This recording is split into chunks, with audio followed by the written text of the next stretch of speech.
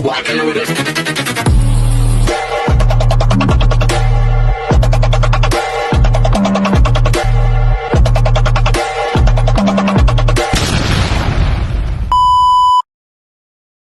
everyone, good morning. It's your Mama Sam dito sa Sam Sam TV. So guys, andito tayo ngayon. So nagwo-walking dito sa area na kung saan ako naglalakad everyday sa place namin, guys. Napakaganda dito kasi tingnan naman ninyo, walang katao-tao, 'di ba? So ganito talaga yung lugar dito. Sobrang walang tao. Wala lang, ganito everyday yung buhay. Medyo mainit na kasi it's 8:30 na. And then, ayun. So, papakita ko sa inyo yung kapaligiran namin, guys. Ayan. So, nakikita ninyo, guys. Ayan, yung bakanting lupa na yan. Sabi ko, magkaroon lang ako ng 1/4 niyan. Happy na ako. Diba? So, yun. Kasi, syempre, mas maganda pa rin talaga yung may sarili kang lupa, no? Yung kabuuan nito, masyado nang malaki. Sabi ko nga, yung 1/4 lang ng place na yan. Okay na ako pag binigyan ako ni Lord ng ganon. And then, ayan. So, ito yung village. Yung village namin na sobrang tahimik. And then, ayan. So, may mga tumatakbo every morning. Nagja-jogging sila. Ayan. O, diba? And, guys, tingnan nyo, may mga tanim na saging. Dadami ang saging in the future. Yung mga lalaki, tumatakbo sila. Sila yung mga nagkikickboxing kung hindi ako nagkakamali. O, diba? Ang bongga lang. And, ayan. Sobrang tahimik. Ganito lang yan everyday, guys. Ako kasi, komportable talaga ako sa lugar na tahimik. Ang nagustuhan ko dito, alam mo yun guys, yung sobrang may peaceful, tapos, ayan, may puno. Okay kasi ako sa may puno. And then, happy ako kapag may puno ang isang lugar. And then, ang katahimikan ay talagang wagas. Makakapag-isip ka ng tama pagkatapos ganyan pa guys yung nasa harapan mo. Diba? Kung iisipin nyo guys, napakaswerte natin dahil meron tayong nararanasan na ganitong gandang kapaligiran.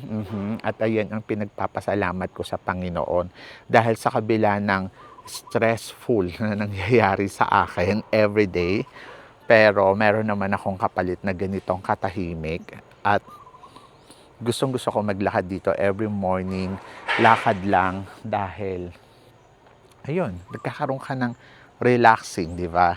And then, ito, malapit lang to talaga sa bahay namin kasi ito mismo yung village namin. Hindi ko nga akalain na may ganito na may ganito pa kaganda. Sabi ko, napakaswerte ko naman sa buhay talaga, no? Kapag pinagpapala ka talaga ng Panginoon. Sobrang, sobra-sobra siya magbigay ng blessings. And then, ayun nga lang, syempre, kung pagkukumpara mo yung buhay sa Pilipinas at buhay dito, halos parehas lang din naman. Kasi 'di ba, kung titingnan niyo yung village namin, ganyan lang, 'di ba? Ganyan din naman sa Pilipinas, magkakatapat. So 'yun. So parang nasa Pilipinas ka lang. Ang pinagkaiba lang diyan, guys, ang maganda dito, walang mga chismosa sa labas, 'di ba? Kasi kung sa Pilipinas 'yan, guys, promise, ang dami-dami ng tumatakbo diyan sa kalsada at lalo na wala naman masyadong sasakyan, di ba? So ang dami-dami na naglalaro diyan. May mga upuan na yan diyan sa labas, nakatambay yung mga kalalakihan, di ba? Ayun yung maganda sa Pilipinas Yung buong street na yan, ako po, daming Tapos ayun, maraming chismosa. Pag naglakad ka, pag lumabas ka ng bahay, masasabihin gano'n, saan ka pupunta? Dito, hindi. Ganyan lang talaga siya. Meron mga tumatakbo, naglalakad, paghapon. Pero kasi kadalasan talaga dito, yung mga tao nasa loob lang ng bahay nila, guys. So hindi talaga sila yung katulad sa Pilipinas na, oh my gosh, ang aga-aga. Ang daming chismosa sa kanto.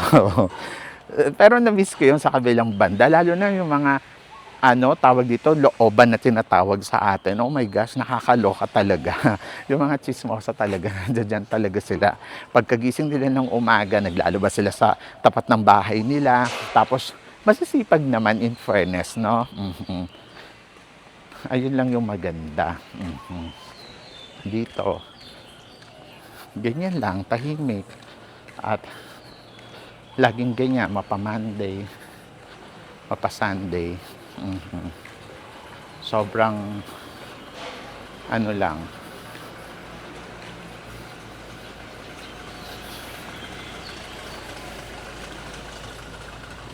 sobrang quiet lang talaga guys, 'di ba? So ayun lang yung maganda dito.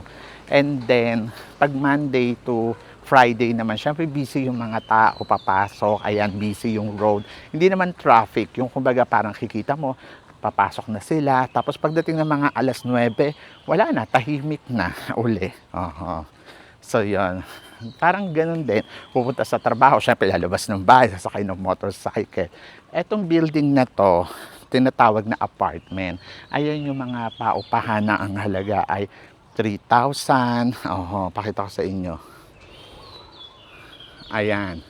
Ayan yung mga paupahan na halagang 3,500, 2,500. Ayan yun. So, ano na yan? Maganda yung loob niya, isang square. Tapos may appliances na, may aparador, may electric pan. Tapos, dito naman kami nakatira, guys. Yung building na yan, nakikita yung building na yan. Ayan, dyan kami nakatira. Yung building na brown, kasi may green. Dyan sa brown. Diyan kami nakatira. Ayun lang, yung village namin. Sobrang tahimik lang. Diba?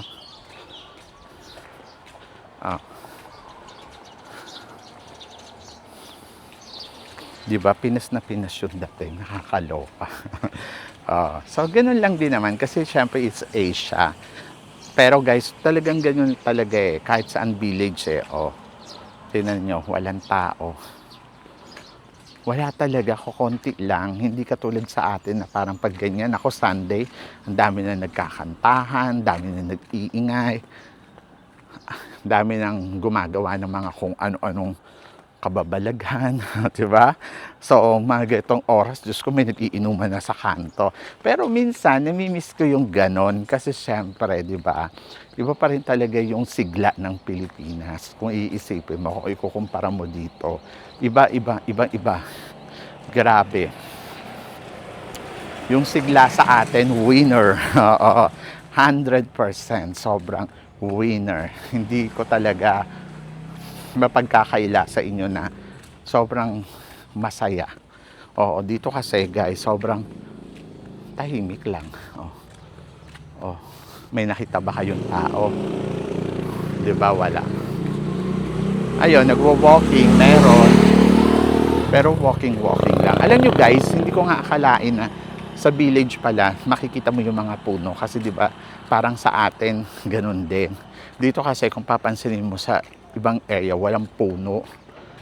So, dito, yung mga bahay, may puno siya. Kaya, happy ako. Diba? So, yun. So, ganun lang yun, guys. Dapat maging masaya lang tayo sa buhay.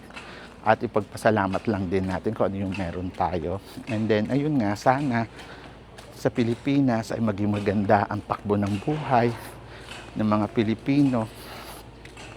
Ganon.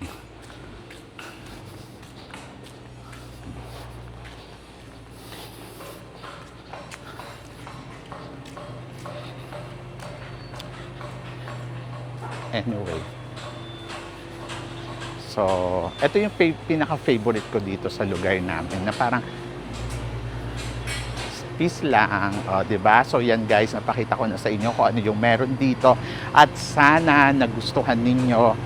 So wala lang, sinama ko lang kayo sa aking paglalakad ngayon Sunday, and of course, piliin natin maging positibo kaysa sa laging malungkot. And then, maraming salamat sa mga tumututok dito syempre sa channel natin at sa mga hindi pa nakaka-follow at nakaka-subscribe. Please don't forget to click like and subscribe my channel At i-click nyo na rin yung notification bell para updated kayo. O, di ba? So, yan guys. Wala lang. Test lang to.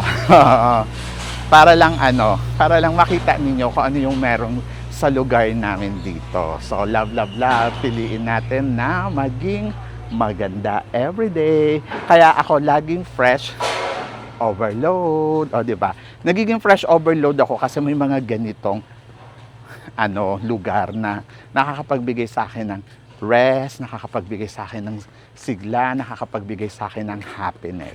So, yun lang guys. So, syempre, hanggang dito na lang. Paalam!